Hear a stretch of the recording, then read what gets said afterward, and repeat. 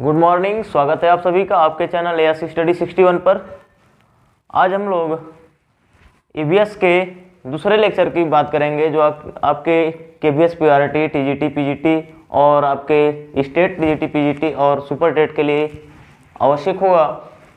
और आज हम अध्ययन करेंगे बायोस्फीयर रिजर्व यानी कि जैव आरक्षित क्षेत्र के बारे में। ये जैव आरक्षित क्षेत्र होते क्या हैं, ये भारत में कितने हैं, भारत सरकार द्वारा कितने आरक्षित क्षेत्र हैं, यूनेस्को ने भारत में कितने जैव आरक्षित क्षेत्रों को मान्यता दी है, इन सब की चर्चा करेंगे हम।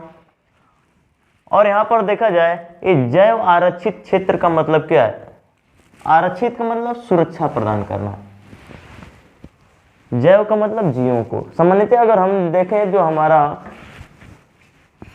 हमारी पृथ्वी है, इस पृथ्वी पर जितने भी जीव हैं उसमें से जितना अधिकार मानव का है पर्यावरण पर, उतना ही अधिकार समस्त जीवों का भी है।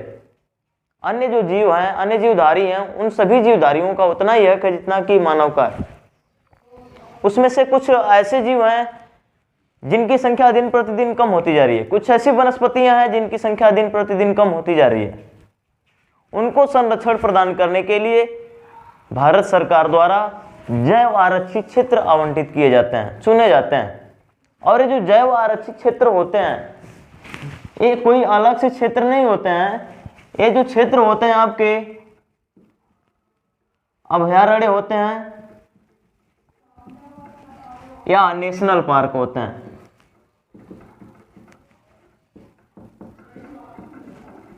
यानी कि जो जीव और वनस्पतियां समय के अनुसार धीरे धीरे विलुप्त हो रहे हैं, उन विलुप्त प्राणियों को संरक्षण प्रदान करने के लिए, उनकी संख्या को बचाने के लिए भारत सरकार अभयारण्य और नेशनल पार्क में, राष्ट्रीय उद्यानों में एक पहल चला करके उनको संरक्षण प्रदान कर रही है। और जीवों को संरक्षण प्रदान करने के कारण इस क्षेत्र को जैव आरक्षित क्षेत्र कहा जाता है। जैव आरक्षित क्षेत्र को अभयारण्य और नेशनल पार्क में स्थापित किया जाता है। कल हमने पढ़ा था कि जो नेशनल पार्क है इसमें कोई भी मानवीय हस्तक्षेप नहीं किया जा सकता है, इसमें वनों की कटाई, पशुचारण नहीं किया जा सकता। अभयारण्य में वनों की कटाई और पशुचारण किया जा सकता है, यानी कि इसमें मानवीय हस्तक्षेप किए जा सकते हैं। और जो हमारा जैव आरक्षित क्षेत्र है ये हमारे अभयारण्य में भी है और नेशनल पार्क में भी है। यानी कि हम नेशनल पार्क में बदलाव कर सकते हैं, मानवीय हस्तक्षेप कर सकते हैं, यानी कि जैव आरक्षित क्षेत्र में भी मानवीय हस्तक्षेप कर सकते हैं। यानी कि यहाँ से हमारा एक पॉइंट बनेगा, क्या जैव आरक्षित क्षेत्रों में मानवीय हस्तक्षेप किया जा सकता है? जी बिल्कुल किया जा सकता है। इसके बाद ये जो जैव आरक्षित क्षेत्र हैं, बायोस्फीयर रिजर्व की शुरुआत यूनेस्को ने 1971 ईस्वी में प्रारंभ की। ये जो हमारा पर्यावरण की दृष्टि से 1971, 72, 73 ये 3 वर्ष काफी महत्वपूर्ण रहा। आप पढ़ेंगे स्टॉकहोम सम्मेलन, वन्य जीव संरक्षण अधिनियम, इसके बाद बहुत सारी चीजें आपका 1971-72 से रिलेटेड हैं। हमारे पर्यावरण की दृष्टि से 1971 और 72 ये 2 साल बहुत ही महत्वपूर्ण है।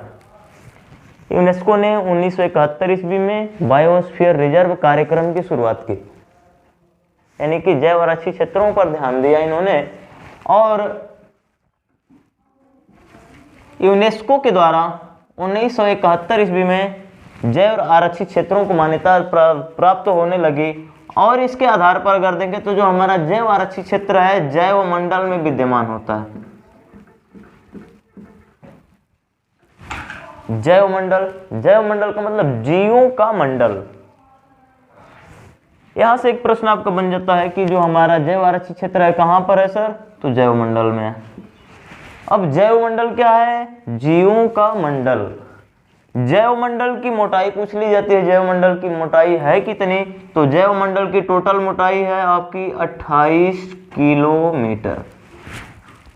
28 किलोमीटर, जिसमें अगर हम देखें तो धरातल, ये जो हमारा धरातल है, धरातल इसको अगर हम मान लें तो धरातल से ऊपर 17 किलोमीटर और नीचे 11 किलोमीटर तक, नीचे 11 किलोमीटर तक ये हमारा जैव मंडल माना जाता है। धरातल से ऊपर जाएंगे तो वायुमंडल, ये धरातल हमारा स्थल मंडल, यानी कि हमारा वायुमंडल हो गया, ये हमारा स्थल मंडल हो जाएगा। इसके नीचे आएंगे तो आपको जलमंडल मिलेगा, यानी कि जैवमंडल में वायुमंडल, स्थल मंडल और जलमंडल, ये तीनों क्षेत्रों के जीवधारियों को सामान्यतः यहाँ पर संरक्षण प्रदान किया जाता है। यानी कि हम कह सकते हैं कि जैवमंडल में किन्हें आरक्षण या किन्हें संरक्षण प्रदान किया जाता है, तो हम कह सकते हैं वनस्पतियों एवं जीवों को, केवल जीवों को नहीं, वनस्पतियों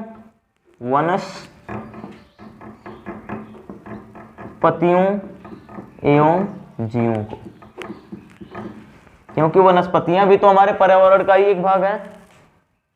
वनस्पतियां भी समय के साथ साथ विलुप्त होती जा रही हैं, तो इनके संरक्षण और जीवों के संरक्षण के लिए जैव आरक्षित क्षेत्र इनका प्रावधान हुआ। यूनेस्को ने जैव आरक्षित क्षेत्र यानी कि बायोस्फीयर रिजर्व कार्यक्रम की शुरुआत 1971 ईस्वी में की, और इसके तहत भारत सरकार ने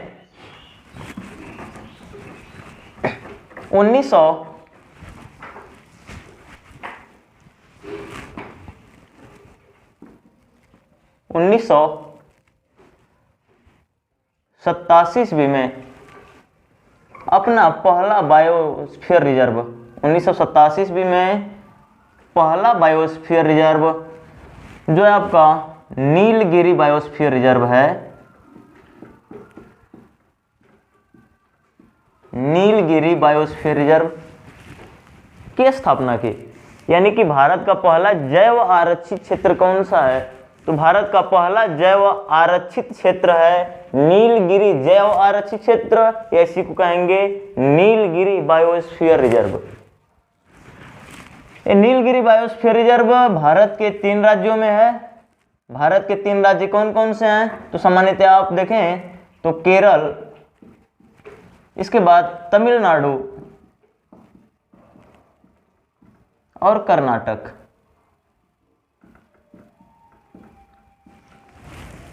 नीलगिरी बायोस्फीयर रिजर्व भारत के 3 राज्यों केरल, तमिलनाडु और कर्नाटक में है।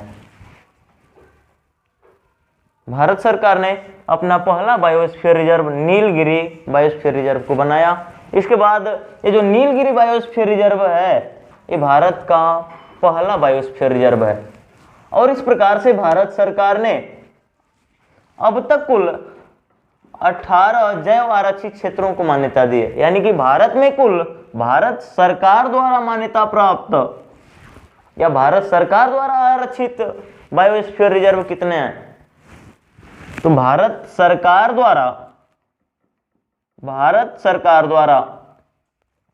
जैव आरक्षित क्षेत्रों की संख्या 18 है। वहीं पर इन 18 बायोस्फीयर रिजर्व में से, भारत में जो 18 बायोस्फीयर रिजर्व हैं, इन 18 बायोस्फीयर रिजर्व में से यूनेस्को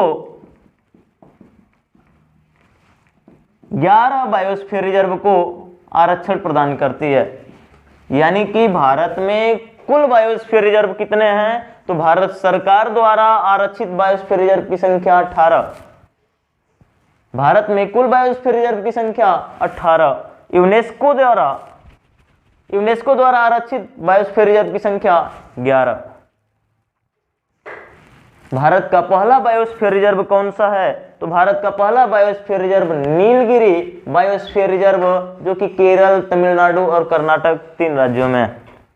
इसके साथ ही साथ भारत का सबसे बड़ा बायोस्फीयर रिजर्व कौन सा है, तो भारत का सबसे बड़ा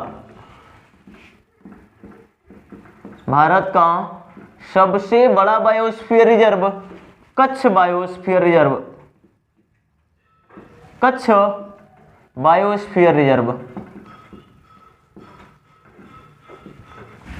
बायोस्फीयर रिजर्व है, जो कि हमारे गुजरात राज्य में है। कहां पर है सर, गुजरात राज्य में। और इसको आरक्षण प्रदान किया गया आपका 2008 ईस्वी में, 2008 ईस्वी में। भारत का सबसे छोटा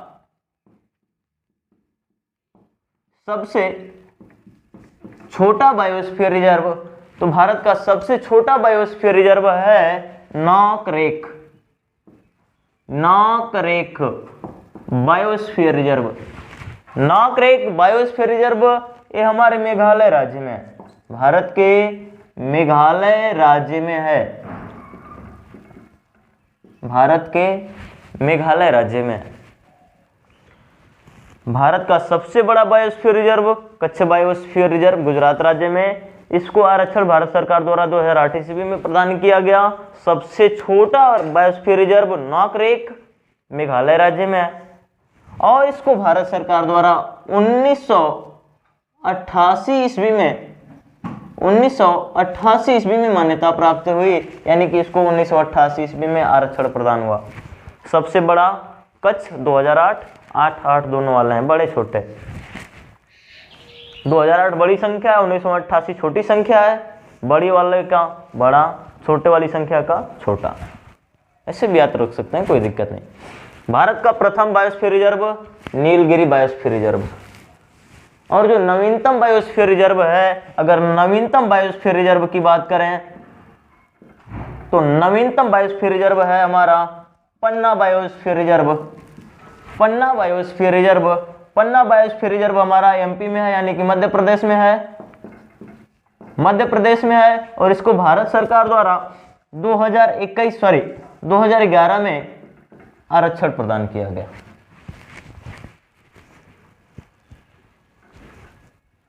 अब आप देखेंगे एक परिवर्तन और हुआ, यूनेस्को द्वारा वर्तमान में बायोस्फीयर रिजर्व की संख्या जो है 11 से 1 बढ़ा दी गई है, 11 + 1 यानी कि 12 कर दी गई है। और 12वां जो है यूनेस्को द्वारा 12वां घोषित जैव आरक्षित क्षेत्र या बायोस्फीयर रिजर्व कौन सा है, तो पन्ना है। भारत सरकार पन्ना राष्ट्रीय उद्यान को जैव आरक्षित क्षेत्र 2011 में घोषित किया और यूनेस्को इसी पन्ना को 2020 में घोषित किया, यानी कि यूनेस्को द्वारा आरक्षित भारत का अंतिम बायोस्फीयर रिजर्व कौन सा है, तो पन्ना बायोस्फीयर रिजर्व है। अब फिर से इसको रिवीजन कर लेते हैं। जो जैव आरक्षित क्षेत्र होते हैं, इसमें विलुप्त होते हुए जो जानवर वनस्पतियां हैं, इनको संरक्षण प्रदान किया जाता है, और यह संरक्षण इनको अभयारण्य और नेशनल पार्क दोनों में दिया जाता है। जब अभयारण्य और नेशनल पार्क दोनों में दिया जाता है तो इन जैव आरक्षित क्षेत्रों में हम मानवीय हस्तक्षेप कर सकते हैं। इसके बाद जैव आरक्षित क्षेत्र हमारे जैवमंडल में भी विद्यमान होते हैं। जैवमंडल की मोटाई 28 किलोमीटर मानी गई है, जो धरातल से 17 किलोमीटर ऊपर और 11 किलोमीटर नीचे, इनको ऐड करेंगे तो 28 आ जाएगा। इसके बाद भारत में जैवमंडल की संख्या 18 है। भारत सरकार द्वारा मान्यता प्राप्त या भारत सरकार द्वारा आरक्षित जैवमंडल की संख्या 18 है। यूनेस्को द्वारा भारत में आरक्षित जैवमंडल की संख्या टोटल अब 12 हो गई है। भारत सरकार द्वारा पहला जैव आरक्षित क्षेत्र कौन सा है, सॉरी यहां पर आपका 1986 होगा, 1986 भारत सरकार द्वारा आरक्षित पहला बायोस्फीयर रिजर्व नीलगिरी। इसके बाद यूनेस्को द्वारा पहला आरक्षित तो भी नीलगिरी होगा। नीलगिरी किन किन राज्यों में, केरल, तमिलनाडु और कर्नाटक में। भारत का पहला, भारत का अंतिम पन्ना। इसके बाद भारत का सबसे बड़ा biosphere reserve Kutch biosphere reserve Gujarat में। भारत का सबसे छोटा बायोस्फीयर रिजर्व नॉकरेक मेघालय राज्य में। ठीक है, इसी क्रम में देख लिया जाता है भारत सरकार द्वारा जैव आरक्षित क्षेत्र, यानी कि भारत सरकार ने कितने जैव आरक्षित क्षेत्र को आरक्षण प्रदान किया है या बायोस्फीयर रिजर्व को आरक्षण प्रदान किया है। भारत में कुल जैव आरक्षित क्षेत्र की संख्या भी हमने देखा 18, जो कि पहला हमारा है नीलगिरी जैव आरक्षित क्षेत्र या नीलगिरी बायोस्फीयर। सबके अंत में आप बायोस्फीयर रिजर्व जोड़ते जाइएगा अगर नोट्स बनानी होगी तो। नीलगिरी बायोस्फीयर रिजर्व जो कि हमारे भारत के 3 राज्यों में विद्यमान है, केरल, कर्नाटक, तमिलनाडु। इसकी स्थापना 1986 ईस्वी में हुई। दूसरा देखिएगा, इसके बाद 2 हमारे नंदा देवी और नाकरेक। नंदा देवी, नाकरेक, नंदा देवी, नाकरेक दोनों एक ही साल हुए, 1988 में। नंदा देवी उत्तराखंड, नाकरेक मेघालय में। इसके बाद 4 great Nicobar biosphere reserve, Mannar की खाड़ी biosphere reserve, Manas biosphere reserve, Sundarban biosphere reserve. ये चारों 1989 ईस्वी में जोड़े गए। ग्रेट निकोबार अंडमान निकोबार में आप जानते हैं कोई दिक्कत नहीं, मन्नार की खाड़ी तमिलनाडु में, जिससे कि हमारा भारत और श्रीलंका एक दूसरे से विभाजन होता है या एक दूसरे से जुड़ते हैं। मानस असम में, सुंदरबन पश्चिम बंगाल में। इसमें तो कोई याद करने वाली चीज़ है नहीं, सब लोग जानते होंगे। इसके बाद अगला हमारा है 8वां शिमलीपाल नेशनल पार्क। जो शिमलीपाल नेशनल पार्क है उसको बायोस्फीयर रिजर्व घोषित कर दिया गया। इसको कब किया गया, या कहाँ पर है, या उड़ीसा में है, 1994 में इसको घोषित किया गया। यहाँ से 2 प्रश्न बनेंगे, शिमलीपाल नेशनल पार्क कहाँ है, तो उड़ीसा में है। शिमलीपाल बायोस्फीयर रिजर्व कहाँ है, तो उड़ीसा में है। शिमलीपाल बायोस्फीयर रिजर्व को भारत सरकार द्वारा बायोस्फीयर रिजर्व के रूप में कब मान्यता दी गई, तो 1994 ईस्वी में। इसके बाद डिब्रू साइखोवा, ये भी नाम बहुत चर्चित है, आप जानते होंगे, असम राज्य में है। इसको 1997 ईस्वी में मान्यता दी गई। दिहांग दिबांग, दिहांग दिबांग जो हमारी ब्रह्मपुत्रा नदी है, जब अरुणाचल प्रदेश में आती है तो उसको दिहांग या दिबांग के नाम से जाना जाता है। और वहीं पर अरुणाचल प्रदेश में बायोस्फीयर रिजर्व आयोजित सारी बायोस्फीयर रिजर्व को एक संरक्षण प्रदान किया गया है। और यह दिबांग, दिबांग कहाँ पर है, अरुणाचल प्रदेश में है। इसको भारत सरकार द्वारा 1998 ईस्वी में मान्यता दी गई। इसके बाद पंचमढ़ी, पंचमढ़ी हमारा मध्य प्रदेश में है, आप जानते होंगे, मैहर माता। पंचमढ़ी मध्य प्रदेश में, इसको 1999 ईस्वी में मान्यता दी गई। इसके बाद कंचनजंगा, कंचनजंगा को तो लगभग सभी लोग जानते होंगे। कंचनजंगा हमारा सिक्किम, 2000 ईस्वी। अगस्था मलाई केरल तमिलनाडु, ये 2 राज्यों में है, अगस्था मलाई। इसके बाद अचानक मार अमरकंटक, ये पूरा नाम है अचानक मार अमरकंटक। ये छत्तीसगढ़ और मध्य प्रदेश 2 राज्यों में है और इसको भारत सरकार द्वारा 2005 ईस्वी में मान्यता दी गई। इसके बाद अगला हमारा है कच्छ का रण, जो 15वां नंबर पर आता है। ये बिल्कुल क्रम से है। कच्छ का रण गुजरात राज्य में, इसको भारत सरकार द्वारा 2008 ईस्वी में मान्यता दी गई। इसके साथ ही साथ जो हमारा 16वां है कोल्ड डेजर्ट, कोल्ड माने शीत या ठंडा, डेजर्ट माने मरुस्थल होता है। इसी को हिंदी में कहा जाता है शीत मरुस्थल। इसमें भी जीवों और वनस्पतियों को संरक्षण प्रदान किया गया है। और ये हमारा है हिमाचल राज्य में, हिमाचल प्रदेश में, इसको मान्यता दी गई 2009 ईस्वी में। इसके बाद अगला हमारा शेषांचल पहाड़ी, शेषांचल पहाड़ी ये आंध्र प्रदेश में है। शेषांचल पहाड़ी में भी वनस्पतियों और जीवों को संरक्षण प्रदान किया गया और इसको भारत सरकार द्वारा मान्यता दी गई 2010 ईस्वी में। और 18वां और अंतिम हमारा है पन्ना राष्ट्रीय उद्यान। पन्ना राष्ट्रीय उद्यान में जैव आरक्षित क्षेत्र स्थापित किए गए और ये हमारा मध्य प्रदेश में 2011 में। आप पन्ना को जानते होंगे, जहां भारत में एकमात्र हीरे की खान है पन्ना। और मध्य प्रदेश में सबसे अधिक सोयाबीन का या तेल का उत्पादन किया जाता है, इसलिए इसको सोया प्रदेश कहा जाता है, मध्य प्रदेश को। इसको आप एक बार इसको देख लीजिएगा, स्क्रीनशॉट ले लीजिएगा। अभी हमने देखा भारत सरकार द्वारा मान्यता प्राप्त या भारत सरकार द्वारा आरक्षित जैवमंडल या भारत सरकार द्वारा आरक्षित बायोस्फीयर रिजर्व की संख्या 18 थी। उसमें से 12 बायोस्फीयर रिजर्व को यूनेस्को मान्यता देता है। यूनेस्को के अनुसार भारत में केवल 12 बायोस्फीयर रिजर्व हैं और भारत सरकार 18 बायोस्फीयर रिजर्व मानती है। यूनेस्को कुछ अलग से नहीं मान्यता दिया है, उन्हीं 18 में से केवल कुछ 6 को छोड़ करके 12 को केवल मान्यता देता है। और ये अपने अनुसार सन को केवल परिवर्तित कर दिया है। अलग अलग जो हमारे यहाँ पर अगर हमने पढ़ा होगा नीलगिरी को, तो नीलगिरी को भारत सरकार द्वारा 1986 में मान्यता दी गई। लेकिन यहाँ पर हमारा जो यूनेस्को द्वारा भारत में जैवमंडल आरक्षित किए गए, 2000 ईस्वी से प्रारंभ किए गए।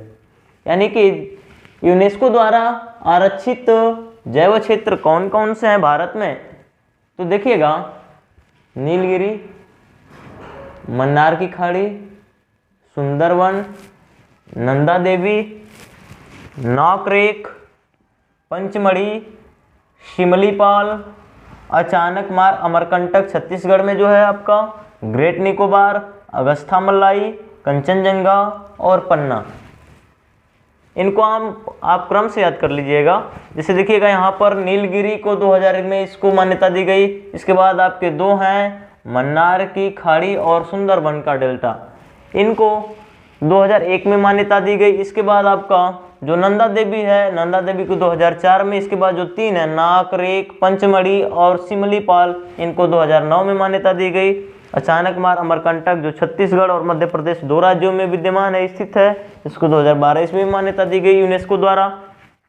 ग्रेट निकोबार जो कि हमारे अंडमान निकोबार में है, इसको 2013 में। अगस्था मलाई केरल और तमिलनाडु 2 राज्यों में है, ये काफ़ी महत्वपूर्ण है, आपका कई बार पूछा हुआ है।